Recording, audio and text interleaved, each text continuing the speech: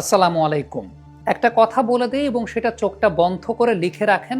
ডারউইনের মাটিতে বছরের এই সময়টাতে ৬ নম্বর, ৭ নম্বর, ৮ নম্বর ব্যাটসম্যান, লোয়ার মিডল অর্ডার ব্যাটসম্যানদের ভূমিকাটা সবচাইতে গুরুত্বপূর্ণ। মেহেদী হাসান মিরাজ অলরেডি প্রস্তুতি ম্যাচে একটা সেঞ্চুরি করে সেই ব্যাপারে একটা আগাম বার্তা দিয়েছেন।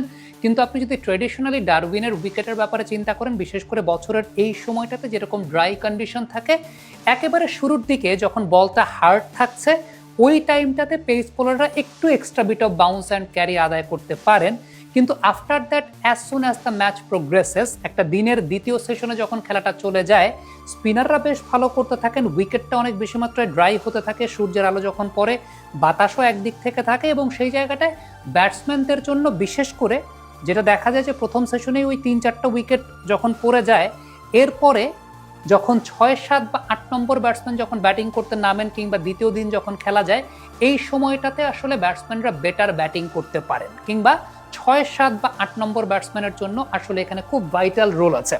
আমি গত বছর যখন শ্রীলঙ্কা এ এবং অস্ট্রেলিয়া এর মধ্যকার ডারউইনে ৪ দিনের ম্যাচ হয়েছে, আমি যদি আপনাদেরকে একটু স্কোর কার্ডটা লক্ষ্য করে দেখাই, তাহলে শ্রীলঙ্কার প্রথম ইনিংসটা যদি আপনি একটু লক্ষ্য করে দেখেন, তাহলে এখানে খেয়াল করে দেখবেন শ্রীলঙ্কার প্রথম ইনিংসের সর্বোচ্চ রানটা এসেছে সোনাল দিনুশার ব্যাট থেকে, যিনি মূলত একজন অলরাউন্ডার, ব্যাটিং করতে নেমেছিলেন ৬ নম্বরে, ১০৫ করেছিলেন ১৪৮ বলে, 10টা ৪ এবং একটা ছক্কা মেরেছিলেন।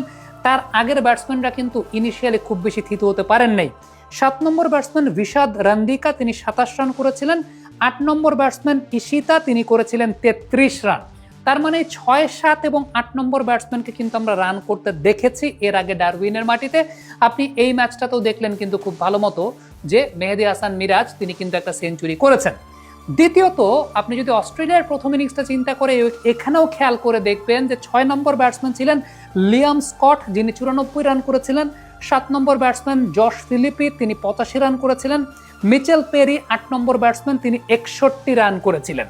সো এখানে একটা খুব গুরুত্বপূর্ণ বিষয় যে বলটা হার্ড থাকলে তখন কিছুটা এরকম ড্রপ ইন উইকেটে ব্যাটসম্যানদের জন্য একটু ডিফিকাল্ট ফেজ ক্রিয়েট হয়, কিন্তু ব্যাটসম্যানদের আসল কাজটা বা আপনি বড় রান করার জায়গাটা আসলে পাবেন ৬, ৭ বা ৮ নম্বর ব্যাটসম্যান একটু খেলা প্রোগ্রেস হলে।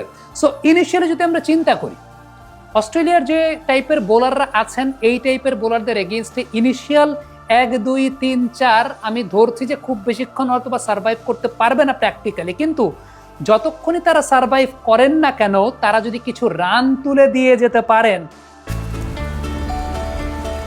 মায়ের ওষুধের টাকাটা দিও। নিয়ে নিও। সে কখন থেকে বলছো নিও নিও, দিবাটা কখন?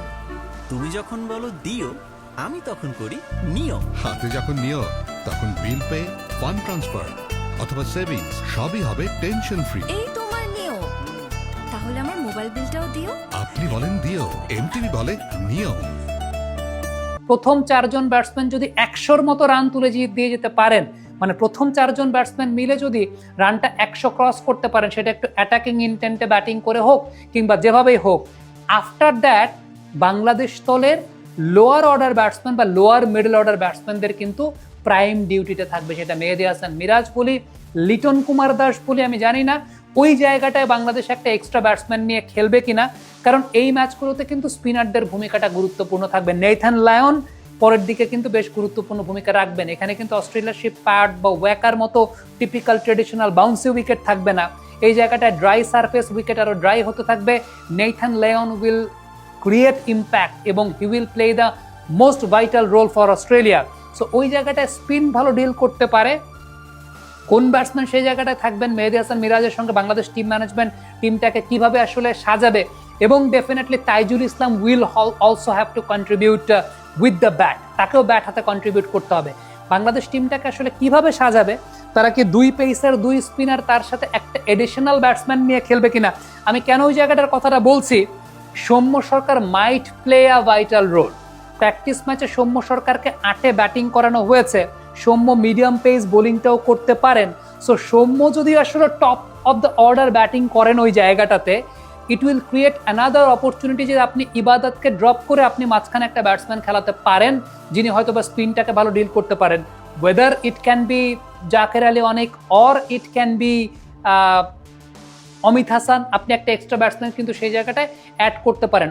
অর আপনি যদি সাদমানকে দিয়েও খেলান, Soumya Sarkar might be a batsman যিনি হয়তোবা লোয়ার মিডল অর্ডারে ভূমিকা রাখতে পারেন। I am talking because of the condition. According to the condition বাংলাদেশের লোয়ার মিডল অর্ডারটাকে বা মিডল অর্ডারের শেষের এই জায়গাটাকে এটাকে স্ট্রং করাটা খুব ইম্পর্ট্যান্ট একটা ফ্যাক্টর। কারণ যত সময় যাবে প্রথম সেশনটার পরে আমার কাছে মনে হয় যে it will be easier for the batters to bat, এবং ডারউইনের কন্ডিশন সেটাই সবসময় দেখিয়েছে। আমি এর আগের ইনিংসের মানে এর আগের যে টেস্ট ম্যাচটা হয়েছিল অস্ট্রেলিয়া এ এবং শ্রীলঙ্কা এর মধ্যে, সেটার প্রেক্ষাপটেও বললাম। এবং আপনি এইখানে যদি খেয়াল করে দেখেন যে after the initial struggle Mehedi Hasan Miraz played comfortably, এবং এই জায়গাটায় তাকে যদি আসলে একটু কন্ডিশনটা বুঝে কেউ কন্ট্রিবিউট করতে পারেন, লিটন কুমার দাস সেই জায়গাটা থাকেন, সঙ্গে আরও একজন ব্যাটসম্যান যদি থাকেন, তাইজুল ইসলাম যদি ব্যাট হাতে একটু ভালো কন্ট্রিবিউট করেন, ম্যাচের পার্থক্যটা কিন্তু আসলে লোয়ার মিডল অর্ডার গড়ে দিতে পারে বলে আমার বিশ্বাসের জায়গা।